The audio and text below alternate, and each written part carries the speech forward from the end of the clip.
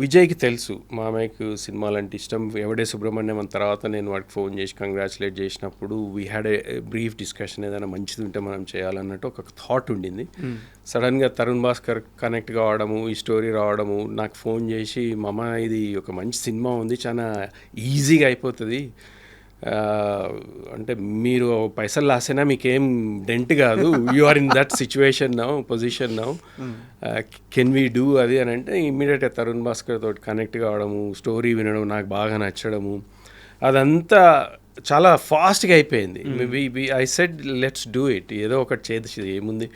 ఆ కాలంలో పెళ్లి చూపు మేము 65 లక్షలలో తీసినాం అంతే.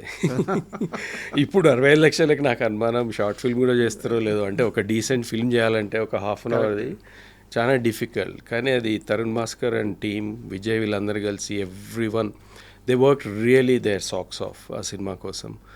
అన్నీ ఫ్రీగా లొకేషన్ తెచ్చుకోవడం అదంతా చాలా బాగా చేసిన వాళ్ళందరూ. మా ఇన్వాల్వ్మెంట్ వెనక నుంచి కొంచెం గైడెన్స్, ఏం చేద్దాం, ఎట్లా చేద్దాం, ఏదైనా డౌట్స్ ఉంటే క్లియర్ చేయడము, ఫైనాన్షియల్గా ఏది లోటు లేకుండా ఉన్నంతలో బడ్జెట్లో చేసుకోవడం అన్నది వరకే.